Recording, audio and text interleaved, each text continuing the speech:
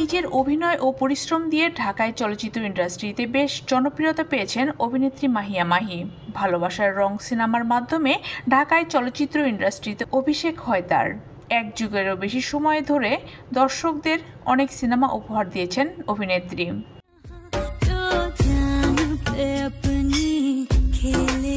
তিনি অভিনয়ের পাশাপাশি ব্যক্তিজীবন নিয়েও বেশ আলোচনায় থাকেন।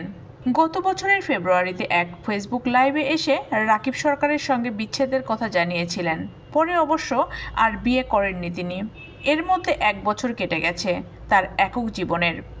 এদিকে হঠাৎ করেই এক রহস্যময় স্ট্যাটাস দিয়েছেন মাহিয়া মাহি। 30 এপ্রিল সকাল 6:45টার দিকে ফেসবুক অ্যাকাউন্টে এক পোস্টে তিনি লিখেছেন, একটু আদরে আমাকে রাখো। এরপর জুড়ে দিয়েছেন একটি লাল রঙের হার্টের ইমোজি। লাল হার্ট অবশ্য প্রকৃত ভালোবাসার বহিঃপ্রকাশ। অভিনেত্রী মাহি এই স্ট্যাটাস দেওয়ার পর তা অবশ্য নজর কেড়েছে নেটিজেনদের। একই সঙ্গে প্রশ্ন তুলেছেন অনেকে।